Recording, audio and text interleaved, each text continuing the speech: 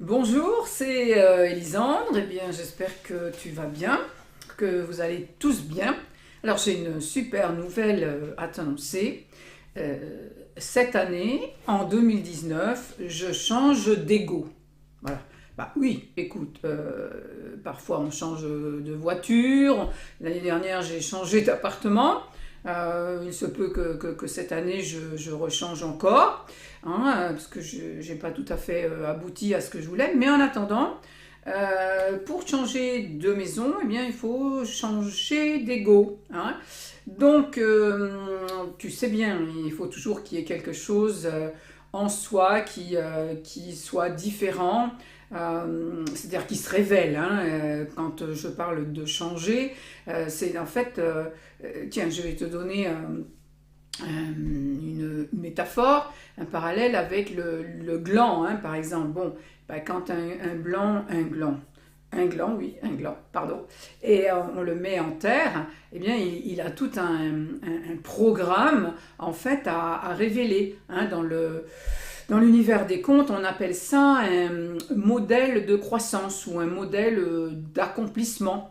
C'est-à-dire que tout le programme du chêne est dans le gland, hein.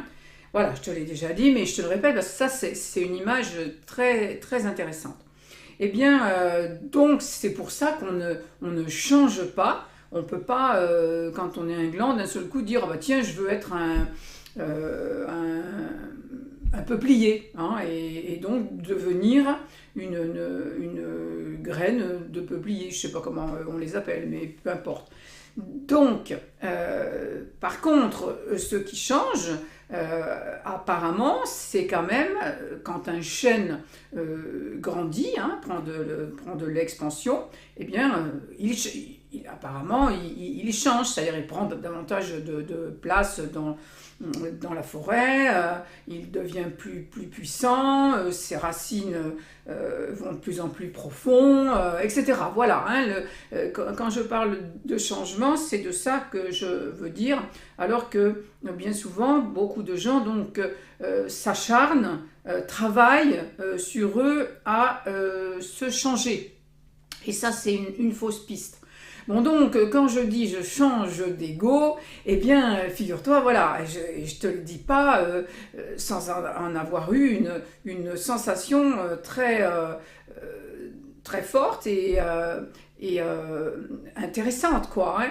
C'est-à-dire que, et ça s'est produit aujourd'hui même, donc j'ai senti, parce que bah, comment on change d'ego? Alors bon, l'ego, c'est la peur de disparaître, enfin bon, c'est un peu un raccourci, hein, mais c'est quand même la sensation, bon, donc d'avoir une forme et le fait de protéger cette forme et d'avoir peur souvent que cette forme bah, disparaisse, hein. Donc soit en fait c'est la peur de revenir à l'unité. Alors d'un côté on veut retrouver cette unité, tu sais bien, c'est bon, la nostalgie du paradis perdu, la quête d'amour, ou enfin la quête de les désirs, quoi, hein, dont on a conscience, enfin oui, on a conscience qu'ils sont éloignés, hein, on est éloigné d'un objet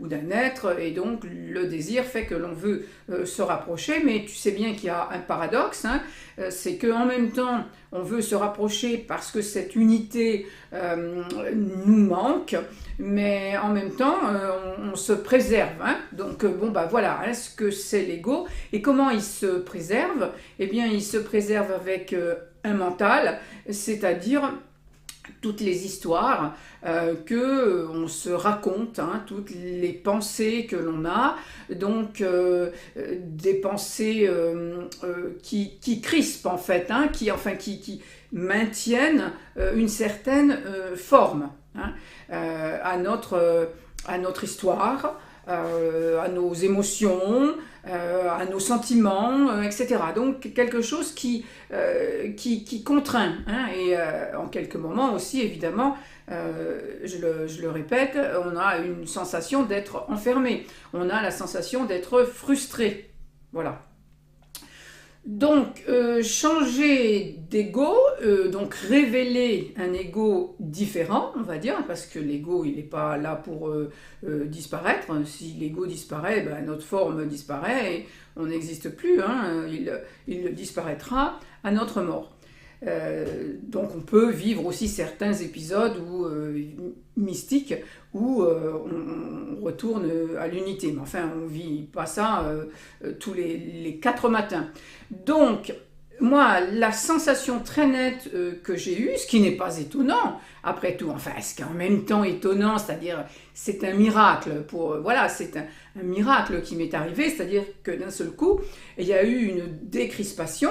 Hein, parce que bah, on est tous crispés à certains niveaux, évidemment, pour conserver notre forme, hein, ne serait-ce que notre se rappeler de notre prénom, de notre nom de famille, du lieu où on habite, enfin, toute l'histoire que l'on se raconte. Heureusement que on maintient une certaine stabilité, autrement on se dissolverait dans la nature. Hein. Bon, donc...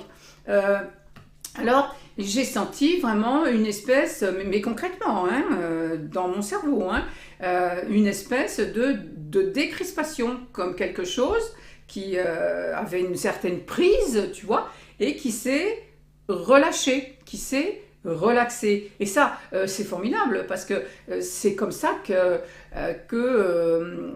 ça ouvre le troisième œil, parce qu'en fait, ce qui ferme, c'est ici que ça ferme, hein. C'est-à-dire que c'est une espèce de fermeture comme ça par rapport aux autres, hein, puisque les autres sont en face de nous, et puis par rapport à l'avenir, etc. Hein, c'est-à-dire qu'on se maintient dans une illusion de présent et de forme, enfin, et puis en fait c'est une illusion qui doit exister, elle existe d'une certaine manière, illusoire certes, mais elle existe. Bon, donc il y a eu une réelle décrispation et à ce moment-là, ben, ce qui n'est pas...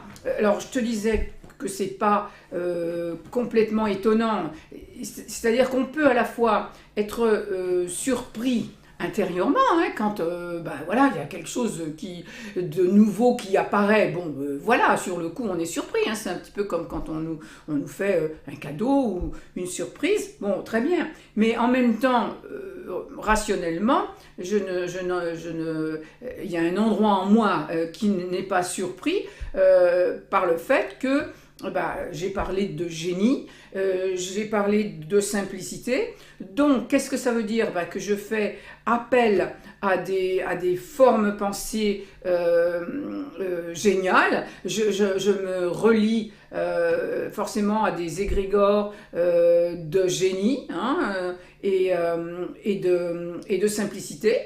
Automatiquement, quand on porte son attention sur quelque chose, il se passe quelque chose. Hein.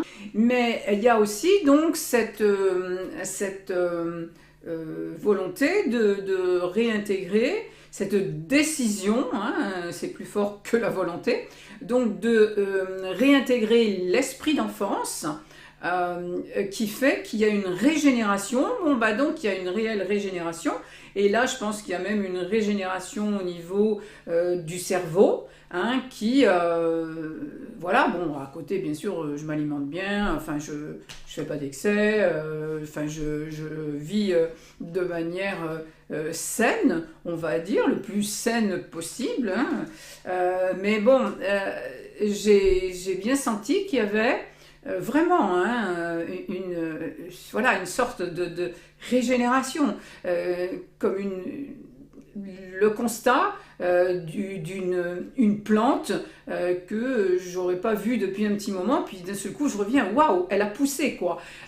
C'est exactement ça. Et alors, cette régénération, eh ben oui, c'est normal qu'elle se passe dans le cerveau aussi, comme quelque chose qui circule mieux, hein, puisque c'est énergétique aussi, évidemment, il y a quelque chose qui circule mieux, et Pourquoi aujourd'hui il y a tant de Alzheimer, Parkinson, machin et tout? Eh ben oui, parce qu'on est tellement encouragé à des égos très individualistes qui se crispent énormément à cause de la peur, du stress et de tous ces poisons et de tous ces cloisonnements, même dans la manière dont on habite, hein, tous ces immeubles cloisonnés, ces jardins fermés, enfin, tout est organisé pour que il y ait plus, enfin, qu'il y ait cette crispation. Hein. La crispation, elle est après à tous les stades, hein, autour de nous, elle n'est pas qu'en nous. Après, on s'entoure d'éléments qui sont le miroir de nos crispations internes. Bon, donc, cet enfant intérieur, c'est vraiment hein, que mon cœur avait. J'ai suivi de toute façon un appel. Hein, j'ai suivi un appel et je commence à en voir des résultats hein, subtils, évidemment, mais enfin. De toute façon, qu'est-ce que j'ai dit? La simplicité, c'est la sophistication suprême. Et le mot sophistication parle de subtilité et de raffinement. Donc évidemment, c'est pas une bombe qui m'est tombée sur la tête, heureusement pour moi, c'est donc quelque chose qui s'est décrispé à l'intérieur, c'est-à-dire comme d'un seul coup, je suppose, une sorte de meilleure circulation peut-être, Bon, je n'ai pas de radio pour te montrer, mais moi je l'ai bien senti. Et c'est ça, encore une fois, qui ouvre. Donc voilà, c'est bien, pour moi, c'est un résultat inattendu et miraculeux de mon enfant intérieur, du fait aussi de valoriser cette part en moi qui peut se régénérer, qui revient à l'innocence, donc à ne pas nuire, qui revient à quelque chose de plus vierge, on va dire, tu vois, où il y a tout un vieux savoir aussi qui a dû se dissoudre hein, pour laisser la place, parce qu'en fait, ce qui se passe, c'est que quand on décrispe, évidemment que par rapport à l'avenir et autour, ça s'ouvre, mais plus le cerveau est décrispé et plus il est ouvert en tant que récepteur, hein, c'est un émetteur et récepteur, hein, notre cerveau, bon, donc plus il est récepteur aux inspirations, hein, c'est-à-dire à des informations dont on a besoin et qui viennent de l'esprit, hein, de notre esprit évidemment, qui est aussi le grand esprit, voilà.